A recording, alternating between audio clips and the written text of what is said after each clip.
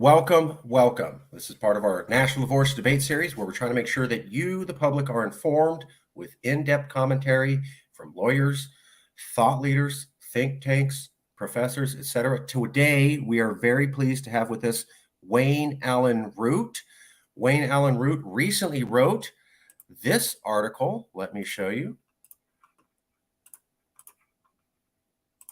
I'm going to go right to the top. Let me make sure that's showing. Okay, Wayne wrote this article, and this was the title we made for this. I've been calling for a national divorce for 2 years. Here's how to make it happen quickly. He does the Wayne Allyn Root Show. He's a very famous conservative. He's interviewed the former President Donald Trump multiple times and has made himself a kind of a figure on national media. He wrote this article recently. I've been calling for a national divorce for 2 years. Here's how to make it happen quickly. In other words, we fund the conservative economy. We defund the leftist woke economy. We build a separate economy, a conservative ecosystem where we're basically separate. In the Great Patriot Boycott book, we identify 123 most conservative patriotic companies in America that you can proudly buy from and invest in without sacrificing your values. National divorce is complicated and will take years to achieve. It may never officially happen, but our idea for a parallel conservative economy is the way to achieve an unofficial national divorce. It's a simple, easy start. And here's the book. And I also wanted to point out before we got into it, Wayne has been calling for a national divorce for years. Here's an earlier article in 2018. Did I get anything wrong with your stance and what the article was saying and a little bit about your background? No, you got nothing wrong other than the fact that I love shocking headlines that get everyone's attention. So I talk about a national divorce, but once you get into it, you'll always hear me say, it's probably never going to happen. It might be good for everyone to do it, but the reality is you have two choices. If you're married, mommy and daddy hate each other. Mommy's a liberal, daddy's a conservative. You can either get a divorce, which ruins the kids' lives, or you could maybe choose to stay in the same house and mommy lives in one bedroom and daddy lives in the other. And for the good of the kids, you stay in the same house. That's called a trial separation. What I'm proposing is really not a divorce. It's just a trial separation.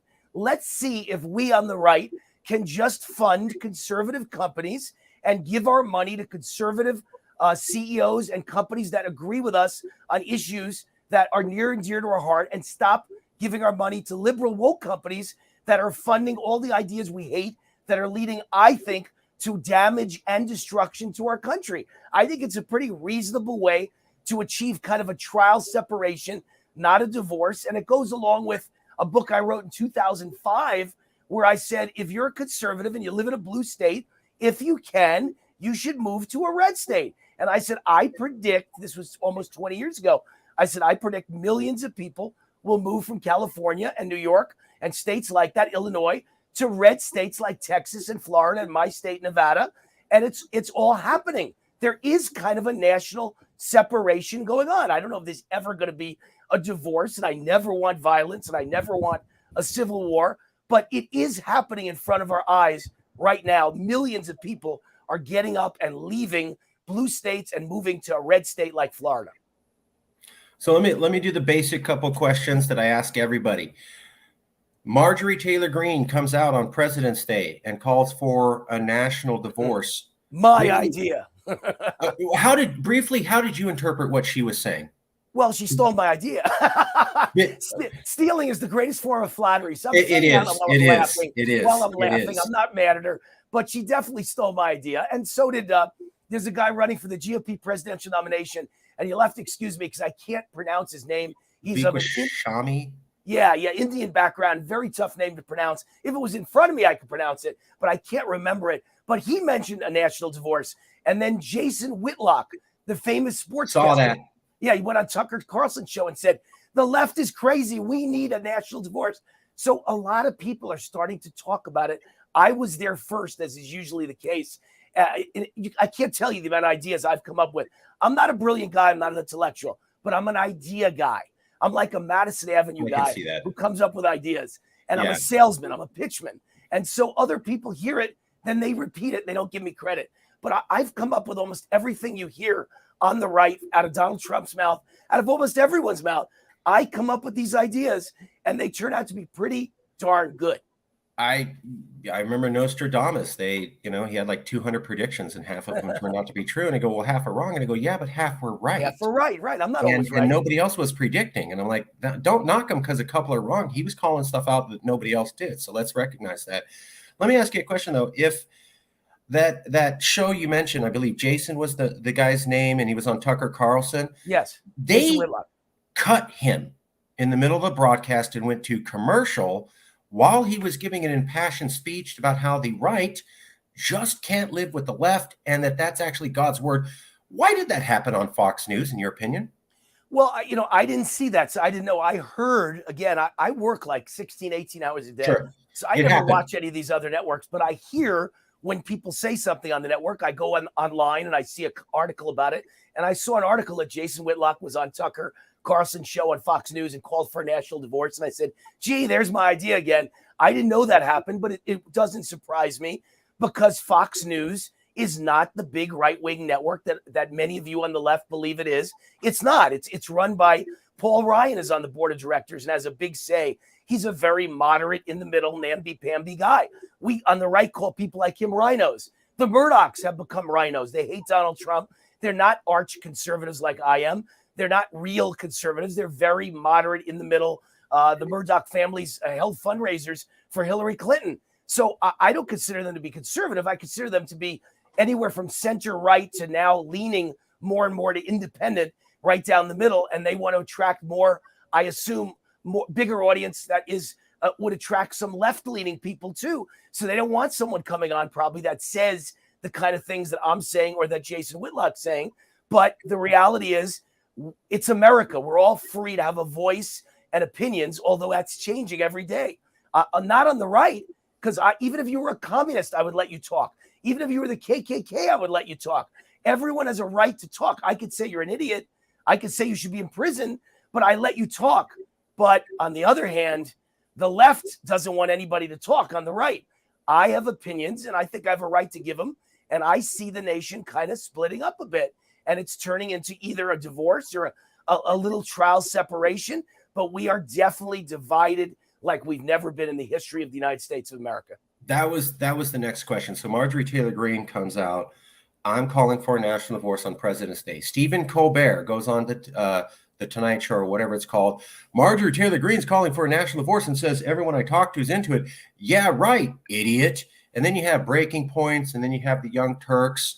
And then you have Jack Probasek, who's alt-right, or considered by the left as alt-right, referring to MSNBC and going, look how good a job they did on their take. I have never seen people on the right refer to alt-left stuff and go, wow, did they get it right? And it was all about Marjorie's wrong. There is no national division. We basically all get along together. She's crazy. She's making this up. She's promoting division for herself. There is no division, people. Doesn't happen. Is there division? Is there not division? Yeah. Is she crazy? And please, in the answer, explain why so many people on the left and the right are using the exact same talking points to try to kill this conversation in the crib. Well, I mean, I don't have a problem with someone trying to kill the conversation because I understand where they're coming from. By the way, I certainly don't want America to split up. I think it's the greatest nation in the history of civilization. And I think we've done some of the greatest things. I don't see us as racist. I see us as a country there that literally hundreds of thousands of white people died to free black slaves they didn't know. Sure. I think it's the opposite of racist. So I think it's a great nation. There's once a saying that we always do what's right after we've exhausted everything else, every other option. And that is America. I mean, we do plenty of wrong things, but in the end, we usually get it right. So I love this country. I'd rather we don't break up, and I absolutely don't want a civil war, and I absolutely don't want violence. I'm trying to come up with a few creative ways that people can exercise their free speech as Republicans, as conservatives, as patriots, as Christians. And I happen to be a Jew, by the way. So as people of faith, not just Christians, but people of faith who don't like the direction the left is taking us, which is less and less faith and denigrating people of faith, and transgenders representing Bud Light beer, and Biden saying the heart and soul of America is transgenderism. What? This is so extreme and so strange and bizarre and weird to me that we do live in opposite universes. We are, what was that author, John Gray? Men are from Mars, women are from Venus. From Venus. Republicans and Democrats are on different planets at this point. So it is divided beyond belief. And I think the two things that happened yesterday prove I'm right, that we're divided beyond belief and dividing more every day. In Chicago, they got rid of Lori Lightfoot, who took the city in a horrible direction and proved to, in my opinion, prove that leftist ideas, extreme leftist ideas, destroy a great city. She destroyed Chicago. Then they elected a new guy who is, I think it's Brandon Johnson, who is perhaps more left than Lori Lightfoot. Chicago said, thank you. I'd like more vacancies on Michigan Avenue, more muggings, more murders, more problems, and more people racing away to move to red states like Florida. Crazy. And then in North Carolina, a female Democrat state senator switched to Republican because she said, I've been a lifelong Democrat and I don't even recognize my own party anymore. And she gave a veto-proof majority to the Republican Party in North Carolina. So what I see is northern states are going more left. Oh, and Wisconsin elected a Supreme Court justice that's extreme left on the same night. So you've got northern states going extreme left, and you've got southern states that are going more right. You have a very divided nation that, oh, by the way, reminds me of once before in our history where the South seceded. Now, I don't want that. I want to avoid that. But we are heading, in my opinion, for a similar situation. We can't live with each other because the ideas are too extreme and there's no compromise. I am a compromiser. I'm a guy who says I would like taxes to be zero. I'd love zero taxes. I live in Nevada because there's zero state income taxes. I'd like zero federal taxes. But I know that's never going to happen. So I'll settle for a 20% flat tax. But liberals would like taxes to be 90%, and they don't want to settle. I'll settle for 20. Why not settle with me? Let's compromise. They're not willing to compromise. So I see us dividing, and I don't see us ever being able to find a compromise when the views are so extreme. So that's so I think what I'm hearing you saying is political division is here. It is real. It has been growing. The people on perhaps fake conservative news networks who are telling you, oh, the liberals are right, there's nothing to this, are perhaps not being honest with you. Correct. Let me ask you the question. Some people have said there was a Utah governor who said, we don't need a national divorce. We just need marriage counseling. Wayne, what does marriage counseling for a population of 200 to 300 million that's been divided for the last 2 decades look like? Well, I mean, I suppose he's trying to say something like my new book. Let me make sure I get a plug in because I am a pitchman. You know, I'm a great salesman. I've done this my whole life. The Great Patriot Boycott book, #1 in lots of categories at Amazon, selling like hotcakes because I think people agree with my idea, whether or not you want something like a national divorce. In the meantime, if you're on the right, just buy from companies that are very patriotic and very conservative and who are of faith and believe in God and America and American exceptionalism, and don't support some of the things that we find very negative, which is, you know, like the lockdowns, vaccine mandates, mask mandates, transgender ideology to kindergartners, critical race theory. I don't think all white people are evil. I think that's racism to say all white people are evil. I love black people. I wish the left would love me. It seems like you can hate only one group in America now, white, straight males. Why am I hated? I haven't done anything to anybody. My family wasn't involved in slavery. They got here in 1930. So, and they were hated because they were Jews. I've been through the same things. So I think it's time to support right-leaning companies to get our point across in a good way and build a conservative parallel economy. And like I said, I feel like that's not a divorce. It's an alternative. It's moderate. It's a trial separation, mommy and daddy in different bedrooms. That's kind of like what the Utah governor said about marriage counseling. And maybe there's still a chance that we can get together. I think I could put enough pressure on left-leaning companies if they lose enough money from conservatives not buying from them that they'll come more towards the middle, and hopefully we won't need a national divorce. I'm not a radical. I'm hoping it leads to the right message and the right decision making, which is stay out of politics. Every company should stay out of politics. Stop telling me that I'm bad or I'm racist because I'm a Republican who wants lower taxes and a secure border. And stop, just get out of politics and I'll buy from you. That's really my message. So sounds like you're kind of edging your bet. So division's happening. We need to start sorting ourselves out into ideological communities. But maybe if we do that, that might encourage us to come back together. Yes. And by the way, I think it already worked to some extent because my last book 2 years ago, I've written 16 books, by the way. My last book was the Great Patriot Boycott book. It was actually Great Patriot Protest and Boycott book. And I listed 116 companies that were way too extreme left and way too woke and offending conservatives and using our money to to fund an agenda that we don't agree with. And we should stop buying from them. And my buddy on Wall Street analyzed what happened since I wrote the book. The 116 companies in my book, I had a crystal ball.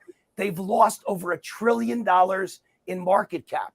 So whether I'm responsible for that, or I simply started the brush fire, or lots of other people jumped on board and said, let's not buy from Disney anymore. Let's not buy Disney stock in our retirement fund anymore.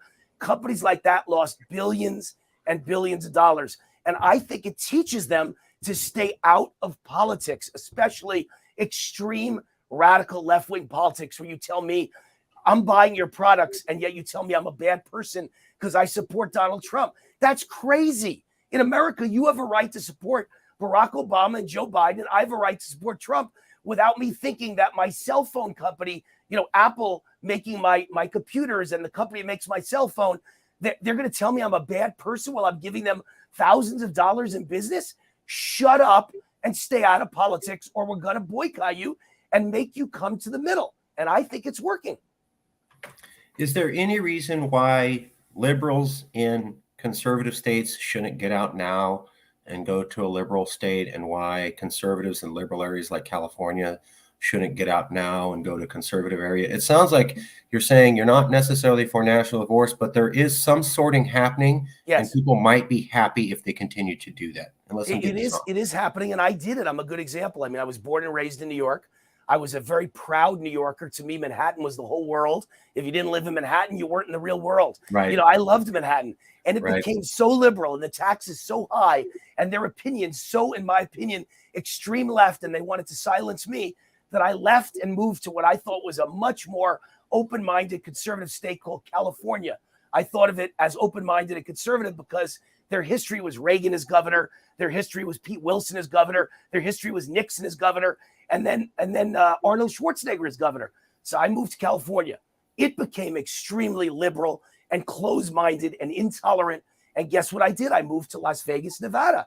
And I've lived here now 21 years and had a great life and a great run. And so far, I'm thrilled with my move. But I'm ready to move at a moment's notice if I have to Texas or Florida or wherever I think is in my best interest. Why not move to a place where people are much more aligned with your views? I could not take California anymore, so I got out. So I think people should move and vote with their feet. What about states splitting from each other? In American history, Kentucky was split off Virginia, Maine was split off Massachusetts, West Virginia from Virginia, and Vermont from New York. There's a little bit of legal. It's happening again. Why can't we do that again? So why, if we have enough conservatives move to an area, enough liberals move to an area, and we say, okay, because one thing I hear is there's millions of Trump voters in California, and that's true, but they only outnumber liberals in the far north and in the mountains. In all the rest of California, they are massively outnumbered by liberals. And Orange County. Don't forget Orange County.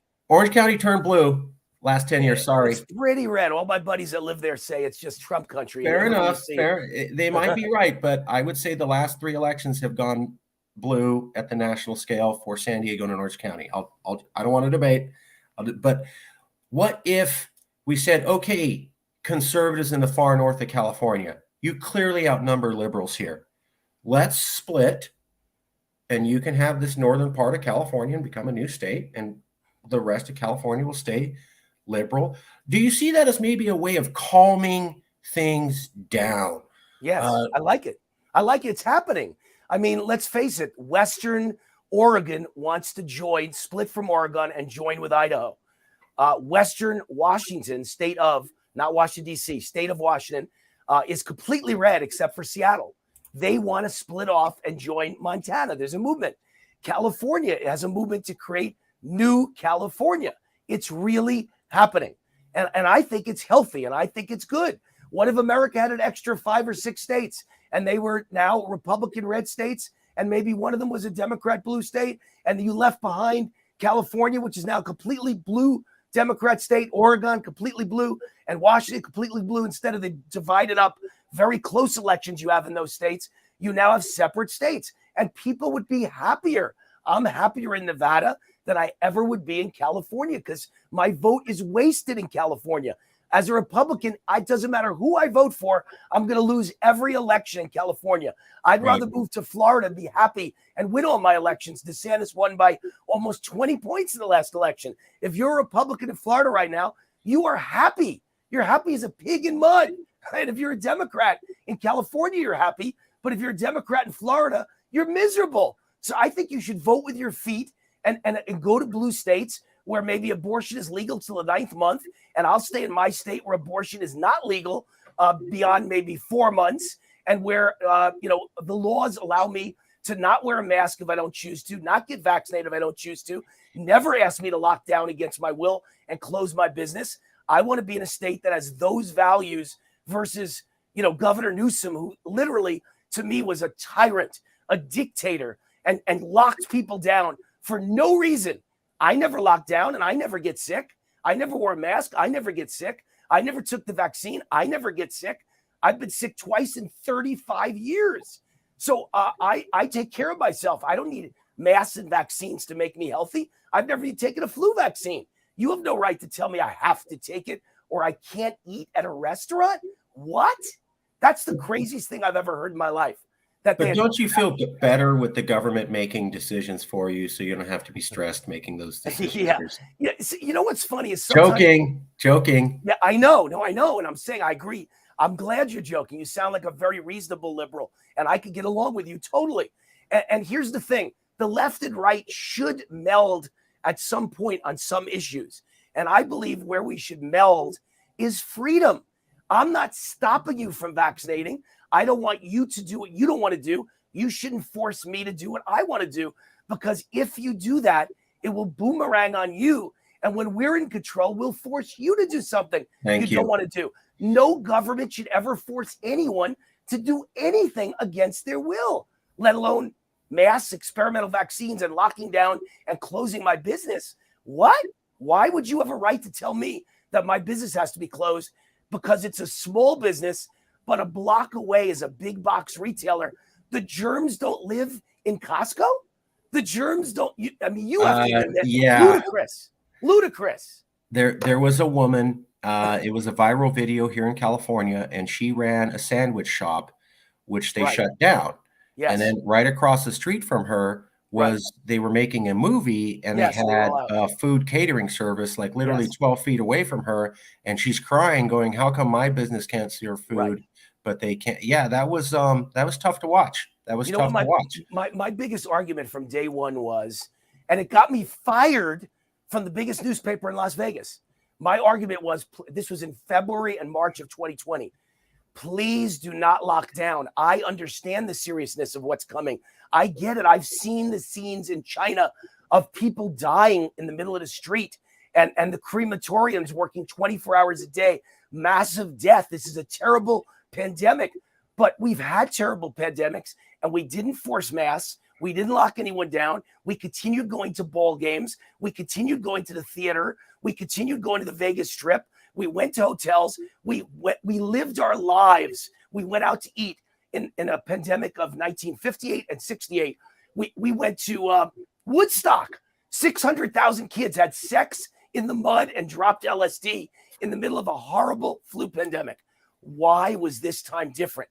So I said, listen, if grandma and grandpa are sick in a hospital and they're dying, does it help them if their grandchildren lose their jobs or lose their businesses? No, it doesn't help them.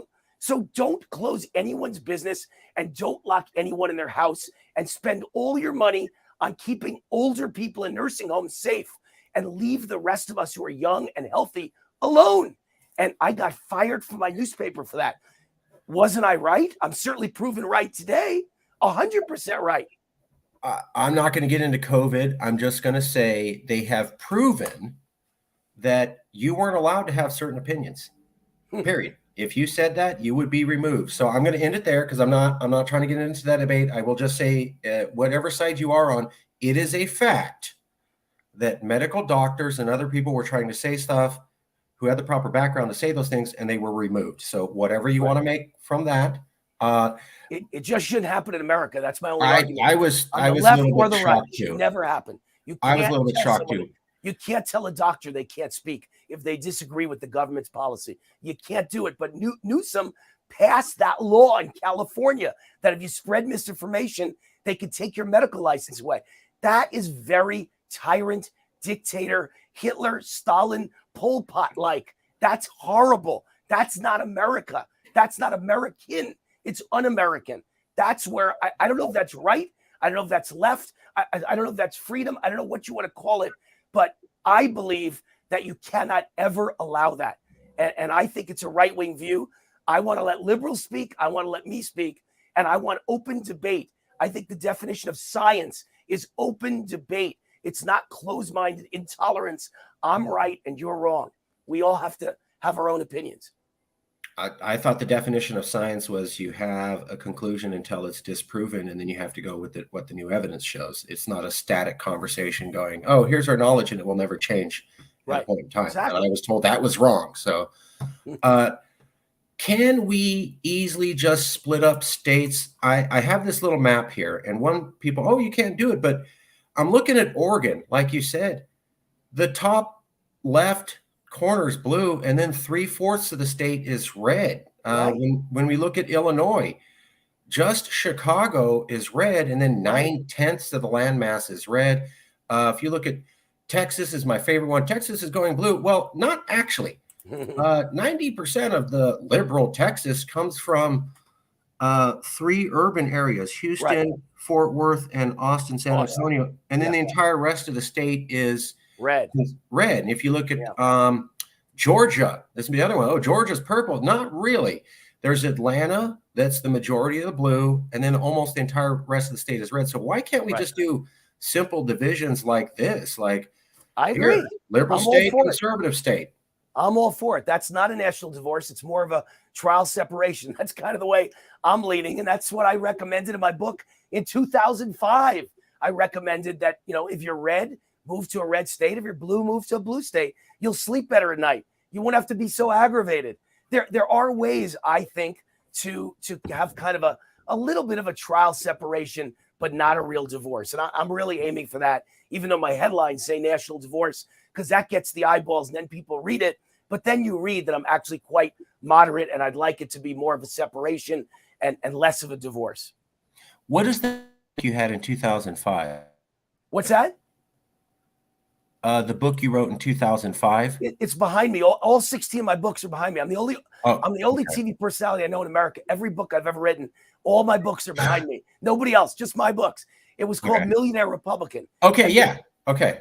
And the general sense was that I was a self-made millionaire at that point, and I was a self-made millionaire because I believe in low taxes, less regulation, and entrepreneurship and freedom. And I want to live in a state that agrees with me on all those things. And America's dividing up, I said then, and more people are going to leave the blue states and head to red states. And those states are going to be more prosperous because the people with money who don't want to pay tremendous amounts of taxes are going to move to red states and leave blue states with no money to pay for all the bills, the welfare, the food stamps, and everything they want to give people. And those states are going to be in a lot of financial trouble. Well, I was a crystal ball ahead of my time, but it's happening now. It's really happening now. And in the next few years, you will see I'm right that blue states can't pay the bills anymore because everybody with money is leaving. Because why would I want to give California 15% of what I make when I'm already giving the federal government 40% of what I make? I can't afford to do that. But in Nevada, I give the state government 0 of what I make. I still pay the 40% to the federal government, but 0 in Nevada. I can make $20 million a year and I still owe 0. That's my kind of state. And you go, How do they survive? Well, we've got sales taxes. So everything I buy, I'm paying basically 10% tax on. And we've also got casino taxes. And when you come visit my state, thank you very much. You're paying my taxes. We've even got legal prostitution and legal marijuana. I'm all for it. I'm for freedom. That's probably not very right wing. I'm for legal prostitution, legal marijuana. Whatever people want to do, you can't stop them from doing. Why not tax it and make it legal? That's my belief. I'm kind of a conservative / libertarian.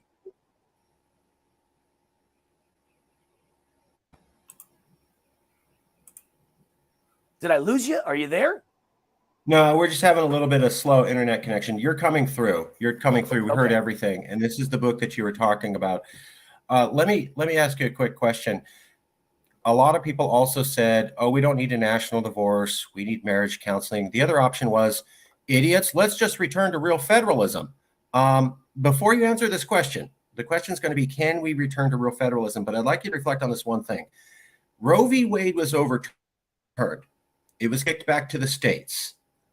Every single liberal state rejected that and was like, oh, they're taking away our rights. Almost nobody on the left saw it as, no, they're not taking away your rights. They're just turning it back to the states, decide what you want. I'm in California. Nobody got that. They're like, oh, they're taking away our rights. I got it. And then on the other side, Republicans had talked for decades about how they supported federalism. And then Wade comes out, Vice President Mike Pence says, well, enough. Let's have a national ban. And then he was backed by Republicans. So Republicans literally turned on federalism. Liberals did not back it at all. That just happened. What chance do we have for real federalism to return to America? Well, listen, I'm a believer. You call it federalism. I call it states' rights, right? It's the exact same thing. The federal government doesn't have a right to tell me what to do in my state. States have most of the rights. Federal government has some rights, but everything else that's not named in the Constitution is reserved to the state. And I believe states should have much more power to do whatever they want. And I've always argued abortion is a states' rights issue, and prostitution is a states' rights issue, and gambling is a states' rights issue, and marijuana is a states' rights issue. And people have a right to do what they want to do. And if and I personally have never smoked pot in my life, but if the people of California and my state, Nevada, want to legalize it, great. And I don't go to hookers, but if you want to legalize prostitution, great. I like gambling. You want to legalize sports gambling, I'm all for it. If you don't want it, like Hawaii says they're never going to legalize sports gambling, great. Then you won't have it and you'll miss out on millions in tax revenue. It's up to the people of each state to decide what the agenda is, the political agenda, and what lifestyle choices you're allowed to make. That's my opinion. I believe it was the founding fathers' opinion. I believe it's the way this country should be run. I don't want the federal government telling me what to do. But is this a realistic option? We just had the Republican Party trash federalism right after it happened with a major Supreme Court case, and then say, no, let's do national thing. That goes against the whole premise. And then we had everybody on the left reject it. So what chance do we have that people are going to back federalism when it was outright rejected by? Well, they're kind of backing it in Florida. I mean, Florida is a country into itself now. I mean, Ron DeSantis, and I'm a Trump guy, but Ron DeSantis is a great governor, and he has really built Florida in his own model, and it's a model state for the nation. And I believe it's all about freedom and low taxes and low regulation and no masks if you don't want them. If you do, wear them. And no vaccines if you don't want them. If you do, take them. No lockdowns. You want to lock down? Close your business. But I'm not locking down. That's Florida. And so I, don't teach my kids in kindergarten about transgenderism. That's ridiculous. Ron DeSantis made that a big national issue. I agree with him. And that state has a right to do that. And if your state thinks differently, then you'll have to pass a law that makes it legal in your state. And conservatives like me will have to leave that state if you don't want your kids learning about transgenderism in kindergarten. I think that's the way the country should go. I'm all for it. I could see that. We're about 20 minutes. We're at 34 minutes. I know you have to go. Last minute comments, any references, or what I always like to ask the guests, is there a thought you would like to put into everyone's mind that they can't get rid of. And a week from now, they're going to go, I don't really remember that interview, but there was this one guy and he said X. Yeah, I mean, I want the thought to be go grab a copy of the Great Patriot Boycott book and build a conservative parallel economy. I mean, in other words, we may never divide as a nation fully, but what if we build our own economy on the right and you build your own economy on the left, and never the two shall touch? And that's life. I think it works. It works for me. I'm going to spend my money with right-leaning companies or companies that stay out of politics completely. So I want you to remember the Great Patriot Boycott book. Grab a copy. I think you'll have some fun with it. And I think it's a solution. It's not the solution, but it's a start to figure out ways to mitigate a more and more divided nation. Thank you so much for being with us. Is there might be willing to be part of this conversation? Political division in America. If there's anybody at all, we'd love to reach out to them.